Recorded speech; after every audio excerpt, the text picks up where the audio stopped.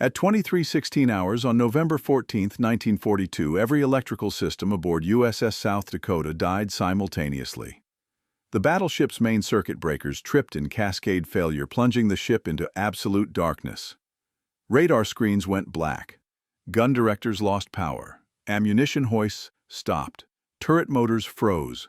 Fire control computers shut down. Emergency lighting flickered on in some compartments, failed completely in others. Captain Thomas Gatch stood on South Dakota's bridge watching his ship transform from a modern warship into a blind, defenseless target. Around him in the darkness of Iron Bottom Sound north of Guadalcanal, the Japanese battleship Kirishima and 4 heavy cruisers were hunting for American ships to destroy. They were about to find one. South Dakota was 9 miles northwest of Savo Island, steaming at 26 knots in company with USS Washington and 4 destroyers. The formation was Task Force 64, commanded by Rear Admiral Willis Lee aboard Washington. Their mission was to intercept a Japanese bombardment force heading south to destroy Henderson Field on Guadalcanal. The electrical failure happened because of a single human error. Chief Electrician's mate, L.B. Smith, was attempting to correct a minor generator synchronization problem in the forward engine room. He opened the wrong circuit breaker. The breaker he opened carried load from all 4 main generators. When it opened under full load, it arced violently and welded itself shut. The arc triggered protective relays throughout the electrical distribution system. Every downstream breaker tripped automatically to prevent damage to equipment. The entire ship lost power in 1.2 seconds. Emergency diesel generators started automatically, but they could only power essential systems, emergency lighting, communication, equipment, steering gear, and minimal pumps. The diesels could not power the main battery fire control system, the radar, the secondary battery, or the ammunition hoists. South Dakota's 9 16-inch guns and 25-inch guns were suddenly useless. Gatch ordered emergency damage control. Electricians raced to the switchboards attempting to isolate the fault and restore power. They identified the welded breaker within 3 minutes. But opening a breaker that had welded itself shut under full load required cutting it free with hacksaws and pry bars. The work would take at least 15 minutes, possibly 30. South Dakota did not have 30 minutes. The battleship had been designed as the most heavily armed and armored warship the United States could build within the constraints of the Washington Naval Treaty.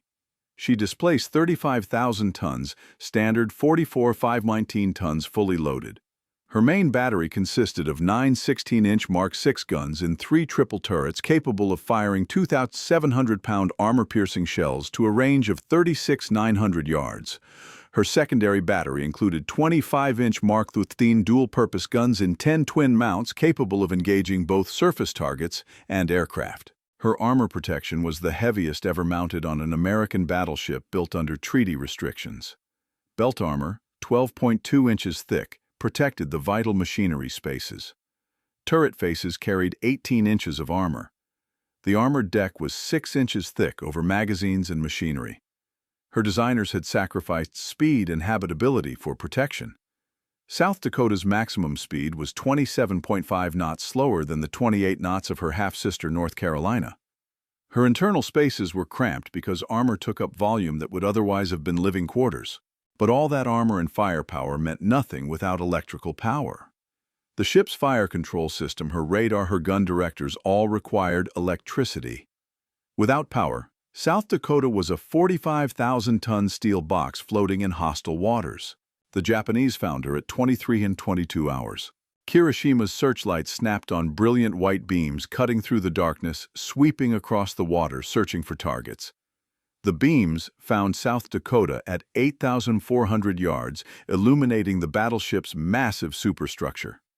Every Japanese ship that could bring guns to bear opened fire immediately.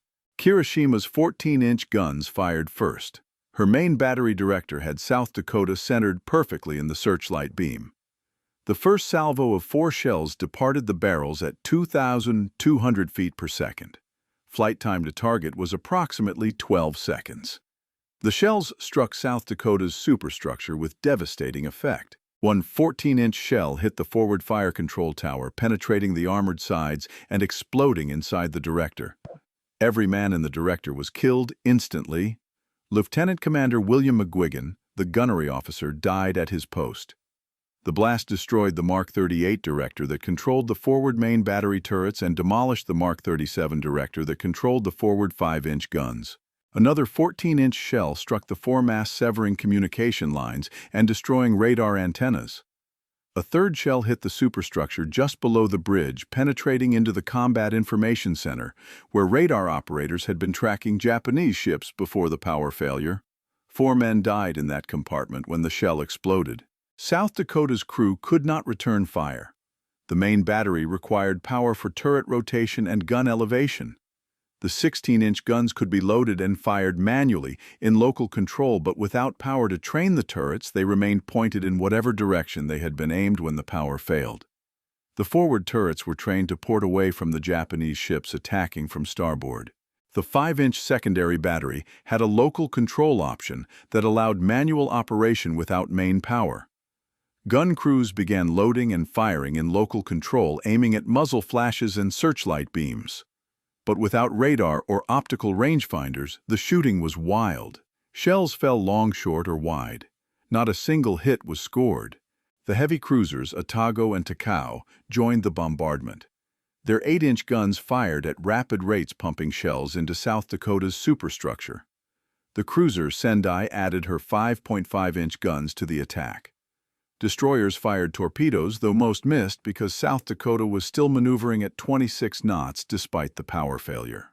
For 7 minutes from 23:22 to 23:29 hours, South Dakota absorbed fire from at least 4 Japanese ships. She was hit by 1 14-inch shell, 18 8-inch shells, and at least 8 6-inch or 5.5-inch shells. The exact number is uncertain because some shells passed through unarmored portions of the superstructure without exploding. The 14-inch shell from Kirishima that hit the forward fire control tower was the most destructive single hit. It killed 13 men and destroyed both primary fire control directors. The 8-inch shells from Otago and Takao systematically wrecked the upper works. They destroyed radar antennas, communication equipment, searchlights, life rafts, and boats. They started fires throughout the superstructure. They killed men at their battle stations. One 8-inch shell penetrated the captain's cabin directly below the bridge and exploded, starting a fierce fire. Another hit the radio room, killing the operators and destroying communication equipment.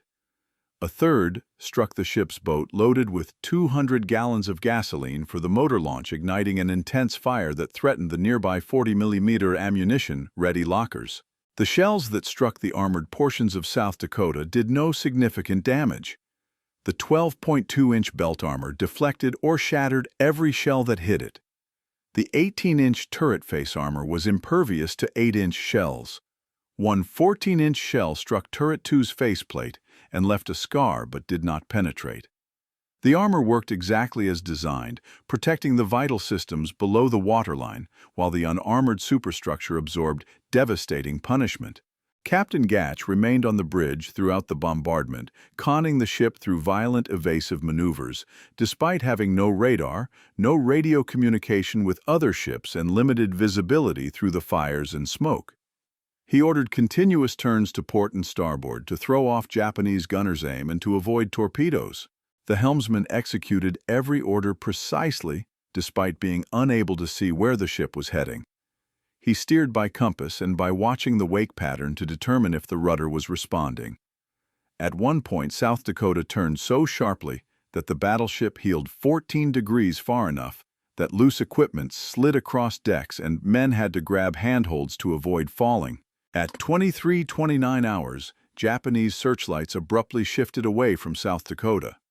Japanese guns ceased fire. The bombardment ended as suddenly as it had begun.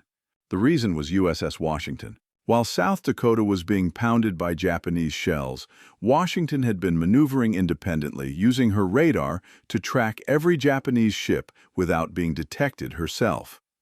Rear Admiral Willis Lee had watched South Dakota being illuminated and fired upon, had seen the Japanese searchlights focus on the crippled battleship, and had made a calculated decision.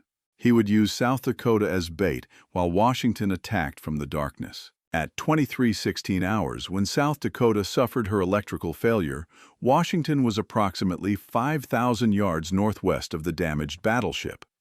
Lee immediately recognized what the power failure meant. South Dakota was blind and defenseless. Japanese forces would find her within minutes and destroy her unless something drew their attention away. Lee ordered Washington to maintain radio silence and maneuver independently. He positioned his ship to attack the Japanese formation from an unexpected angle while they were focused on South Dakota. Washington's SG surface search radar tracked every Japanese ship perfectly. Lee could see the entire tactical situation displayed on the radar plot. The Japanese could see nothing except what their searchlights illuminated. When Kirishima's searchlights found South Dakota at 23:22 hours, Lee was ready. Washington was 8,400 yards from Kirishima, her 9 16-inch guns loaded and aimed by radar fire control her crew at battle stations, her captain waiting for Lee's order to fire. Lee waited. He watched Japanese ships pummel South Dakota for 7 full minutes before giving the order to open fire. Those 7 minutes were calculated. Lee needed the Japanese completely focused on South Dakota, needed them committed to the attack, needed them to believe South Dakota was the only American battleship present. At 23:29 hours, Lee ordered Washington to fire. 9 16-inch guns erupted simultaneously, sending 24 300 pounds of steel toward Kirishima. The first salvo straddled the Japanese battleship. The second salvo hit. Then another, and another. In 7 minutes, Washington fired 75 16-inch shells at Kirishima. At least 9 hit, possibly as many as 20. The shells punched through Kirishima's armor like tissue paper, detonating inside her hull, destroying machinery, starting uncontrollable fires. Kirishima's steering gear was smashed. Her rudder jammed hard to port. She began steaming in circles, unable to maneuver, unable to escape, while Washington continued to pound her. The moment Washington opened fire, Japanese searchlights swung away from South Dakota and began searching for the new threat. Japanese guns shifted targets, but Washington was maneuvering at high speed in complete darkness, visible only when her guns fired. Japanese gunners aimed at muzzle flashes and missed. Washington was never hit during the entire engagement. South Dakota used those precious minutes to restore power. Electricians had finally cut through the welded circuit breaker and isolated the damaged section of the electrical distribution system.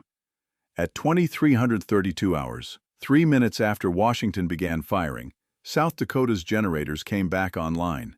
Lights flickered on. Radar screens lit up. Gun directors regained power. But the damage was done. South Dakota's forward fire control directors were destroyed. Her radar antennas were wrecked. Her communication equipment was demolished. She could fire her main battery in local control only without radar, without coordinated fire control aiming visually at targets illuminated by searchlights or muzzle flashes. Gatch ordered the main battery to fire at Kirishima, now clearly visible as a burning wreck illuminated by her own fires. South Dakota's forward turrets trained toward the target. The 16-inch guns fired several salvos at maximum elevation lobbing shells at Kirishima from 15,000 yards. Whether any hit is uncertain. Kirishima was already dying from Washington's methodical destruction. At 23:45 hours, Admiral Lee ordered Task Force 64 to withdraw. The mission was accomplished. The Japanese bombardment force had been turned back. Kirishima was sinking. Henderson Field was safe. Remaining in the area risked torpedo attacks from Japanese destroyers or submarines. South Dakota turned south with Washington steaming at 20 knots toward Noumea, New Caledonia. The fires throughout her superstructure were being brought under control. Damage control parties were shoring up damaged compartments, treating wounded men, cataloging the destruction. The casualty reports came to the bridge throughout the night. 38 men dead, 60 wounded, 12 seriously. Most of the dead had been killed in the forward fire control tower when the 14-inch shell penetrated and exploded. Others died at their battle stations throughout the superstructure when 8-inch shells hit. One-man warrant electrician Walter Wiegard was killed by a shell fragment while fighting fires on the main deck. Another fireman, First Class George DeLille, died of burns sustained when the captain's gig exploded. Seaman First Class Harold Thompson was killed when an 8-inch shell penetrated the compartment where he was manning a damage control station. The physical damage to the ship was extensive but repairable. The superstructure was wrecked from the main deck upward. The foremast would need to be replaced entirely. The forward fire control tower was destroyed and would require complete rebuilding. Radar equipment, communication antennas, searchlights, boats, life rafts all needed replacement. But the armored hull was intact. The main machinery was undamaged. The main battery turrets were functional. The ship could still fight, could still steam at full speed, could still take punishment and survive. South Dakota arrived at Noumea on November 16, 1942. She remained there for emergency repairs through November 20th, then departed for Pearl Harbor. The voyage took 6 days. She arrived at Pearl Harbor on November 26 and immediately entered dry dock for assessment. Naval inspectors cataloged 27 shell hits on South Dakota's superstructure and upper works. Most were 8-inch shells from Japanese heavy cruisers. One was confirmed as a 14-inch shell from Kirishima. Several were 6-inch or 5.5-inch shells from light cruisers. The pattern of damage revealed something important about South Dakota's design. Every shell that hit the armored portions of the ship had been defeated. The belt armor, turret armor, and conning tower armor had functioned perfectly. Not a single shell penetrated the armored citadel protecting the magazines and machinery spaces. But the unarmored superstructure had been devastated. This was not a design flaw, it was a deliberate choice. Battleship designers could not armor everything. Weight was limited by treaty restrictions and by basic physics. Every pound of armor on the superstructure was a pound not available for belt armor, deck armor, or turret armor. The designers chose to concentrate armor where it mattered most, protecting the magazines from explosions, protecting the machinery from flooding, protecting the guns from damage. The superstructure was left relatively unarmored because losing the superstructure would not sink the ship. Radar equipment could be replaced, fire control directors could be rebuilt, communication gear could be repaired. The ship would survive and could be returned to service. That survival capability was built into South Dakota's design from the beginning. South Dakota's keel was laid on July 5, 1939 at New York Shipbuilding Corporation in Camden, New Jersey. She was the lead ship of a new class of battleships designed to replace the older treaty battleships of the 1920s. The design incorporated lessons learned from World War I and from observing foreign battleship construction during the 1930s. The primary design constraint was the Washington Naval Treaty of 1922, modified by the London Naval Treaty of 1930 and the Second London Naval Treaty of 1936. These treaties limited battleship displacement to 35,000-ton standard and main battery guns to 16-inch diameter. Within those limits, designers had to balance firepower protection and speed. American designers chose to maximize protection. South Dakota's armor scheme was the most comprehensive ever fitted to an American battleship within treaty limits. The belt armor tapered from 12.2 inches at the waterline to 1 inch at the bottom. The armor deck was 6 inches over magazines, 5.75 inches over machinery. Barbettes protecting the turret machinery were 17.3 inches thick. Turret faces were 18 inches thick. To fit this much armor into 35,000 tons, designers shortened the hull and reduced speed. South Dakota was 680 feet long compared to 729 feet for North Carolina. The shorter hull saved approximately 1,500 tons of steel weight that was reallocated to armor and machinery. The shorter hull also made the ship slower. Maximum speed was 27.5 knots, adequate but not exceptional. South Dakota was launched on June 7, 1941. She was commissioned on March 20, 1942. Her first captain was Captain Archibald Douglas, who commanded the ship through her shakedown and initial operations. Captain Thomas Gatch relieved Douglas on August 11, 1942, and commanded South Dakota during the Naval Battle of Guadalcanal. Gatch was 46 years old, a Naval Academy graduate from the class of 1918. He had served in battleships, cruisers, and destroyers during his 24-year career. He was known as a demanding officer who insisted on precise execution of orders and continuous training. His crew respected him but did not necessarily like him. Under Gatch's command, South Dakota conducted intensive training in anti-aircraft gunnery.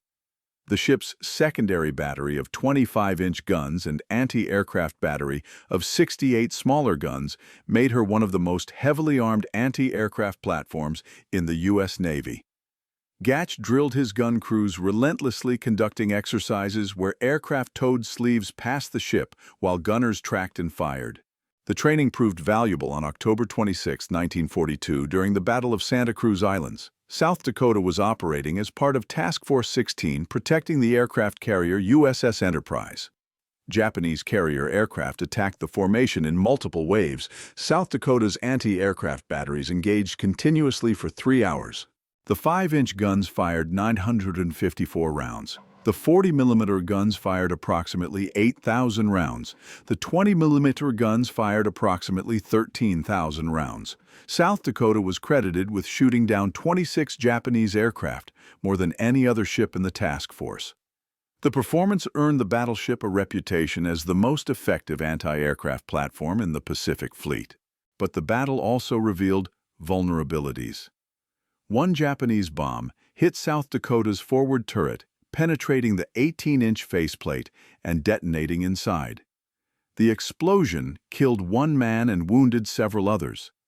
The turret was put out of action for 3 weeks while repairs were completed. The bomb hit demonstrated that even the heaviest armor could be defeated by weapons hitting at steep angles. Bombs falling from high altitude struck deck armor or turret tops at 60 to 80 degrees from vertical.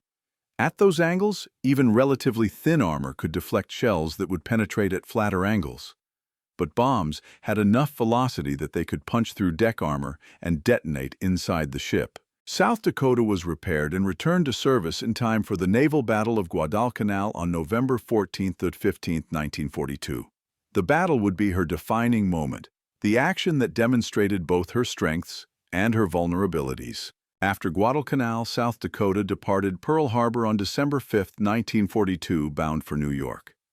The ship required major repairs that could only be completed at a fully equipped Navy yard. The voyage around Cape Horn took 3 weeks. South Dakota arrived at New York Navy Yard on December 27, 1942.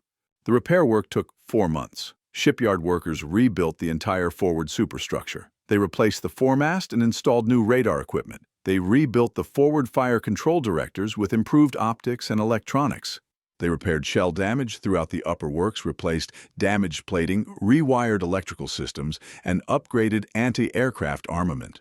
The most significant upgrade was the installation of additional 40mm Bofors guns. South Dakota had originally been designed with 16 1.1-inch anti-aircraft guns, but these weapons were notoriously unreliable. The Bureau of Ordnance had developed the 40mm Bofors as a replacement. During the New York refit, South Dakota received 12 additional 40mm guns in 6 twin mounts, bringing her total to 68 40mm barrels. The ship also received improved radar. The SG surface search radar was retained, but new SK air search radar was installed on the foremast. The SK had longer range than the earlier SC radar and could detect aircraft at altitudes up to 40,000 feet and ranges exceeding 100 miles. South Dakota completed repairs and sea trials on April 23, 1943. She departed New York on May 3rd, transited the Panama Canal, and arrived at Pearl Harbor on May 16th. After 2 weeks of additional training, she joined Task Force 16 for operations in the South Pacific. For the next 14 months from June 1943 through August 1944, South Dakota operated continuously in the Pacific Theater. She participated in every major carrier task force operation during that period. She screened carriers during the Gilbert Islands Campaign in November 1943, the Marshall Islands Campaign in January, February 1944, the Marianas Campaign in June 1944, and the Battle of the Philippine Sea in June 1944. Her primary mission was anti-aircraft defense of aircraft carriers. The battleship would position herself approximately 2,000 yards from the carrier she was protecting, close enough to provide concentrated anti-aircraft fire, but far enough to avoid collision if either ship maneuvered violently. When Japanese aircraft attacked, South Dakota's gun crews would engage at maximum range, with 5-inch guns switching to 40mm at intermediate range and 20mm at close range. During the Battle of the Philippine Sea on June 19, 1944, South Dakota's anti-aircraft batteries fired continuously for 7 hours as Japanese aircraft attacked Task Force 58. The 5-inch guns fired 1,233 rounds. The 40mm guns fired approximately 24,000 rounds. The 20mm guns fired approximately 38,000 rounds. South Dakota was credited with shooting down 32 Japanese aircraft during that battle, bringing her total air combat credits to approximately 64 aircraft destroyed. This was one of the highest totals for any surface warship in the U.S. Navy. The ship earned the nickname Battleship X in press accounts because her name was classified during 1943-44 and reporters referred to her only as a new American battleship. The nickname stuck even after her name was declassified. Crew members painted a large X on the forward turret face as an unofficial emblem. Admiral William Halsey, who commanded 3rd Fleet during operations in late 1944, referred to South Dakota as "my best AA ship" in multiple action reports. But South Dakota's anti-aircraft success came at a cost.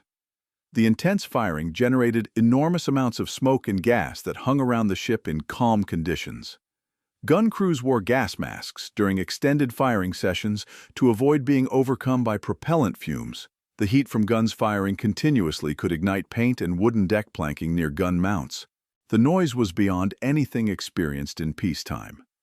The 5-inch guns firing produced sound pressure levels exceeding 180 decibels at the gun mounts. Prolonged exposure caused permanent hearing damage.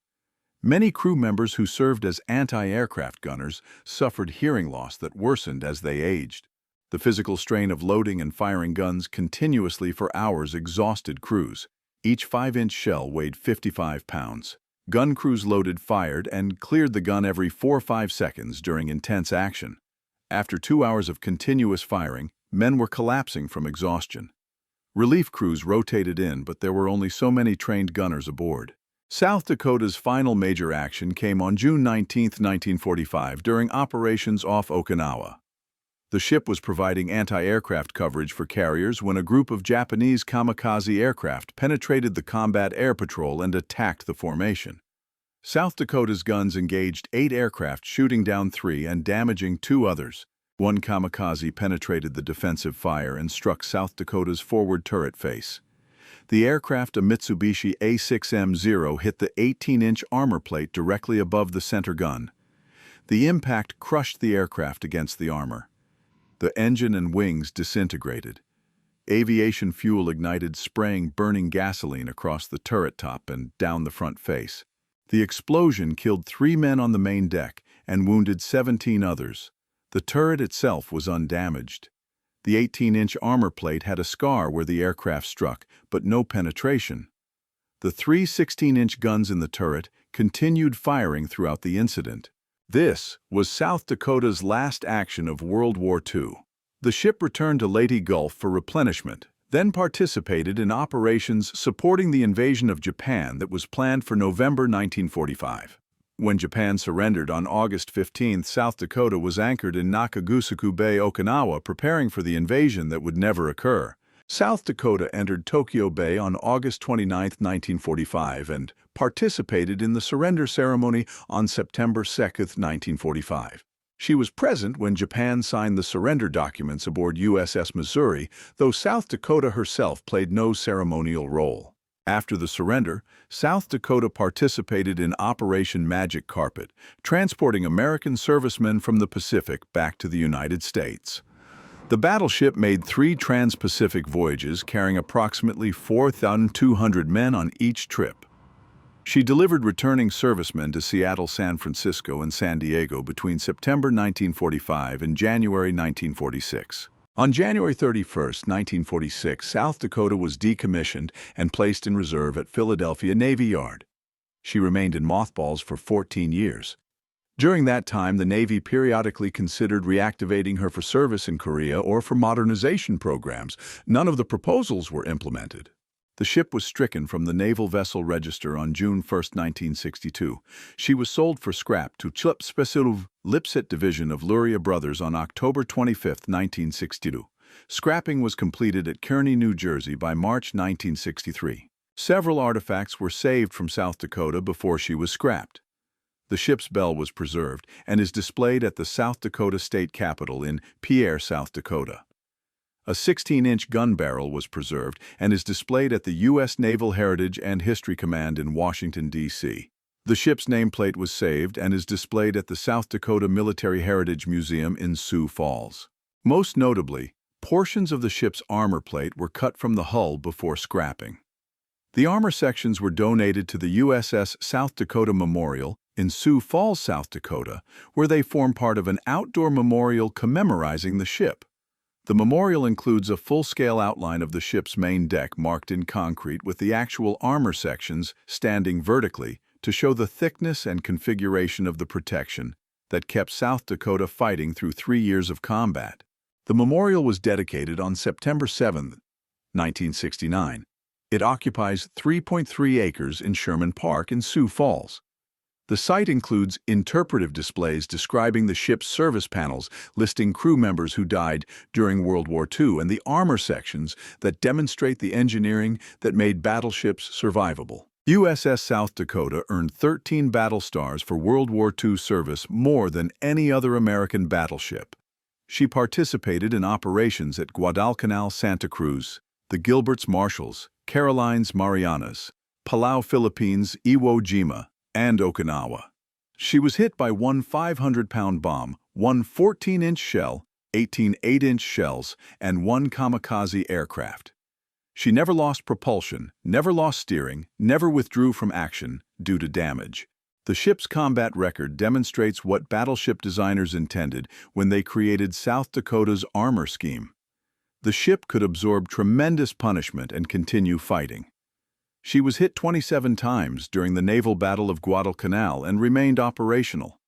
She was hit by a bomb at Santa Cruz and had her forward turret back in action within 3 weeks. She was hit by a kamikaze at Okinawa and continued firing. This survivability came from deliberate design choices. The armor belt deck armor and turret armor protected the critical systems. Everything else was expendable. The superstructure could be wrecked and rebuilt, radar equipment could be replaced, fire control directors could be repaired, but the ship would survive. The 7 minutes when South Dakota was illuminated and fired upon at Guadalcanal were the most critical of her career. During those 7 minutes, she absorbed fire that would have destroyed a cruiser or crippled a less heavily armored battleship. She drew Japanese attention away from Washington, allowing that ship to position for the attack that destroyed Hiroshima. South Dakota's role was not glamorous. She was the target, the bait, the ship that took the punishment, while Washington delivered the killing blows. But that role was essential. Without South Dakota to draw fire, Washington might not have achieved surprise. Without South Dakota to absorb punishment, the Japanese might have detected Washington earlier and engaged her before Lee was ready. The battleship that was designed to be hit, built to survive being hit, and proved during 7 minutes of concentrated fire that the design worked. The floating AA platform that shot down more aircraft than most carriers launched. The ship that fought from Guadalcanal to Okinawa from November 1942 to June 1945 without ever withdrawing from action. USS South Dakota hull, number BB-57 displacement, 44 519 tons crew, 364 men. The battleship that was never finished, but always fighting. The ship that took 27 hits in 7 minutes and remained operational. The target that became the protector, drawing fire so others could strike.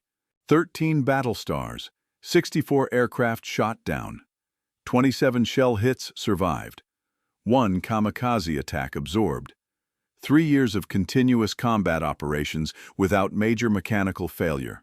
The armor worked, the guns worked, the crew worked. That was enough.